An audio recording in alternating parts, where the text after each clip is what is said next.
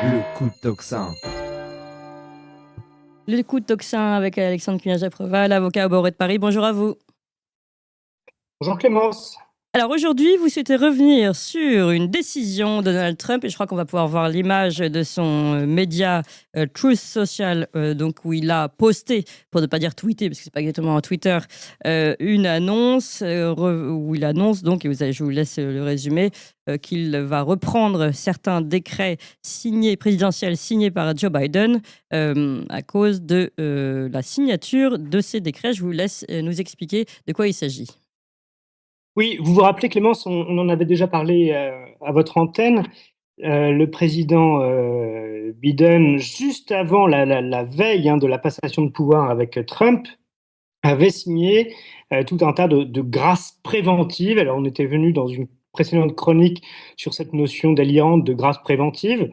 Donc à une partie de sa famille, donc notamment à son fils Hunter Biden, mais aussi au docteur Fauci, aussi à l'ancien chef d'état-major des États-Unis, etc., etc. Donc, sur un plan juridique, déjà, ça posait énormément de problèmes.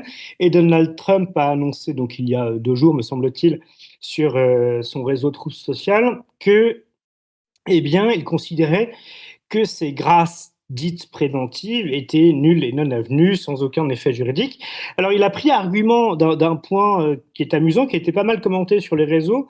Donc, le prétexte, c'est que ça aurait été signé par AutoPen. Alors, moi, je ne savais Ouais. pas ce que c'était qu'un AutoPen. Au début, j'ai cru que c'était une sorte de blague.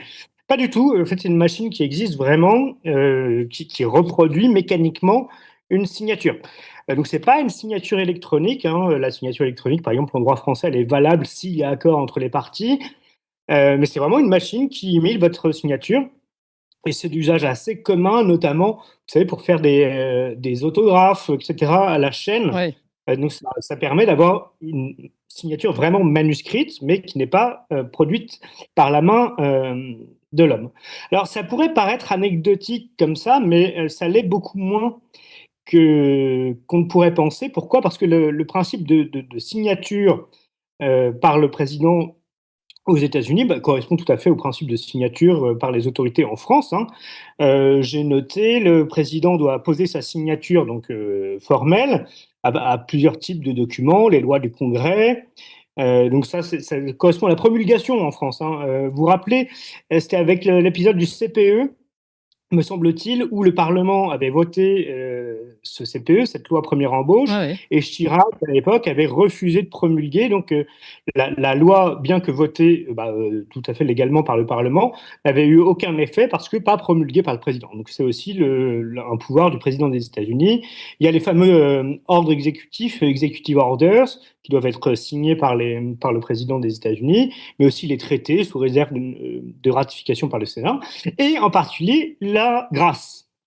Alors, je viens sur ce principe de la grâce. Je vous rappelle que c'est un droit, enfin, c'est une capacité qui est donnée en règle générale au chef d'État, en particulier au président des États-Unis, mais comme chez nous en France, hein. Mais c'est un droit qui est tout à fait personnel. Donc c'est vraiment c'est la personne du président, c'est pas l'institution, hein, qui donne la grâce. Pourquoi j'insiste sur ce point? Parce que il y avait eu déjà euh, un débat, notamment en 2011, parce que Barack Obama avait fait usage de ce fameux autopen dans le cadre de ses fonctions présidentielles aux États-Unis. Et il y a eu toute une discussion juridique pour savoir si c'était valable, hein. Je précise que c'est pas une idée comme ça farfelue de Donald Trump. Il y a un vrai débat juridique. En l'occurrence, il n'y a pas eu de suite judiciaire, donc on n'a pas de jurisprudence américaine qui dit si cette signature est valable ou pas, mais ça pose quelques problèmes juridiques. Pourquoi? Parce que, par exemple, si je prends le parallèle avec la signature électronique, elle est valable si elle respecte un certain nombre de principes, que ce soit en droit français ou en droit américain, hein. Notamment si les conditions de consentement et d'intention sont respectées.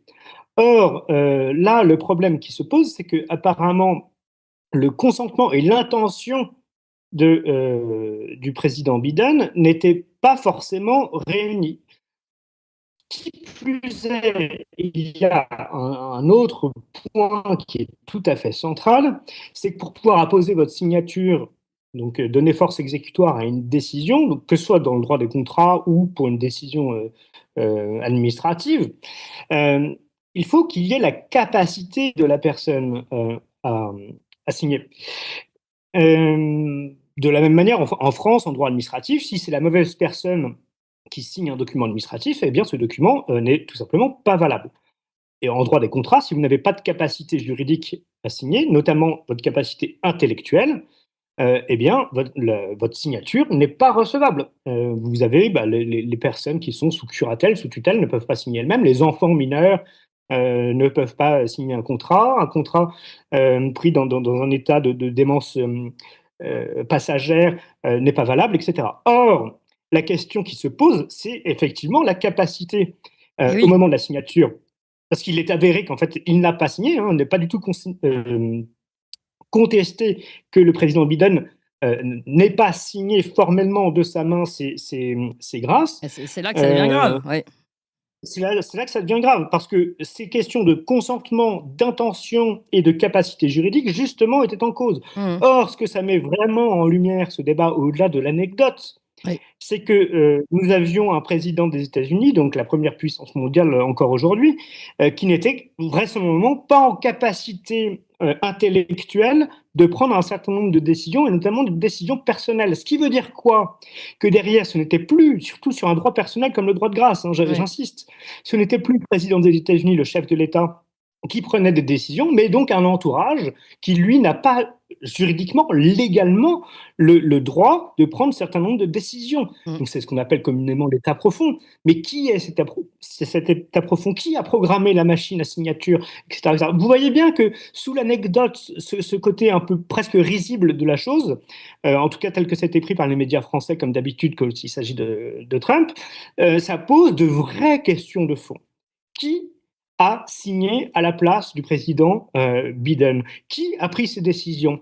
De quel droit? Mhm. Selon quelle légitimité? Vous voyez que, comme d'habitude, on part d'une anecdote et dès qu'on tire le fil, on voit qu'il y a d'immenses problèmes parce que c'est toute la représentation en fait du pouvoir légal et ou légitime qui est en cause. Oui. Et c'est ce que, évidemment, Trump fait à sa manière, c'est-à-dire qu'il met un grand coup de pied dans la fourmilière. Alors, encore une fois, juridiquement, moi, je ne sais pas quelles sont les suites, et je ne suis pas juge à la Cour suprême américaine, hein. Mais en tout état de cause, le droit actuel n'est pas clair et à tout le moins, ça pose cette question donc de la capacité, mais donc également de la légitimité de ce deep state, de cet état profond qui prend des décisions en dehors des canaux habituels. Et d'autant plus quand on sait que Joe Biden avait été même plusieurs fois contrôlé pour sa sénilité, pardon, et que donc il y a véritablement une question de capacité, comme vous l'avez dit, juridique à soulever. Et ici, on peut même se demander depuis quand en fait, Joe Biden n'était pas véritablement le maître, on va dire, le maître de la Maison Blanche. En fait, ça peut remettre en question énormément de choses. Finalement, comme vous le dites, cette Bah, anecdote mais autour de précisément, l'Auto-Pen. c'est là où je vous dis, vous avez parfaitement raison, Clémence, c'est que dès qu'on tire le fil, on voit qu'en réalité, la question est bien plus profonde. Oui, Parce que donc ça remet en cause énormément de ces actes passés. On a quand même, enfin, il suffisait d'ouvrir les yeux, de voir un certain nombre même de discours quand il lisait son prompteur et qu'il lisait sauter à la ligne ou tourner la page, oui, etc. oui, oui. Euh, des problèmes de mémoire. Oui. Donc oui, je tiens à rappeler aussi un fait, c'est que pourquoi on a besoin de signatures personnelles dans ce genre de cas?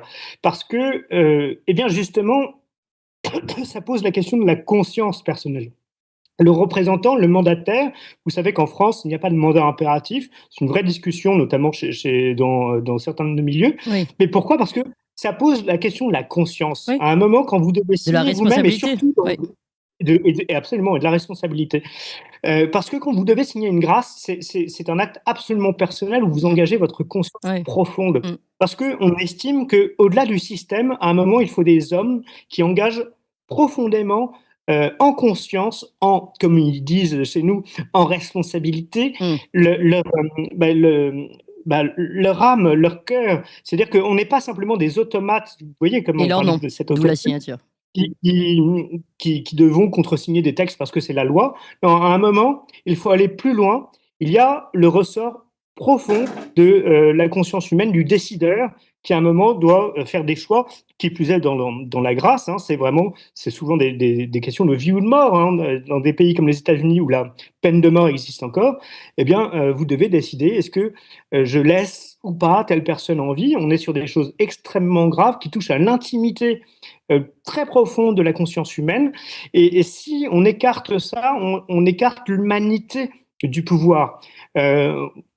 On a la même chose dans la guerre et la paix, la vie et la mort. Là, nous sommes au tréfonds du ressort du politique, Ouais, ouais. de ce rapport absolument vital C'est un peu le même entre la ordre d'idée, conscience pardon, je vous coupe, c'est un peu le même ordre d'idée oui, je vous en prie. que le robot tueur, finalement, quand c'est le robot qui se met à tuer et plus l'homme, on a aussi cet intermédiaire qui vient s'ajouter, qui pose beaucoup de questions philosophiques et éthiques, puisque quand Absolument. l'homme touche la gâchette ou l'arme, ou tient le stylo, finalement, il est directement en lien avec sa propre, comme vous l'avez dit, conscience et responsabilité. Et Évidemment, ouais. ce n'est jamais l'arme qui tue, hein, c'est l'homme qui tient l'arme, Mm. et c'est toute la différence entre justement entre un être humain et qui a une morale et donc qui est en capacité d'être jugé hein, par les hommes et ou par son créateur, et justement une simple machine qui elle ne fait qu'appliquer des consignes, des algorithmes et autres. Nous sommes là sur un débat qui fait basculer en fait la société entre une société d'automatisme, d'automatisation de systèmes, et donc en réalité de totalitarisme, à une société humaine avec tous ses défauts, toutes ses Oui. imperfections, toute cette grisaille, mais qui repose in fine sur des problèmes moraux, de conscience, d'intimité Mm. et de voilà.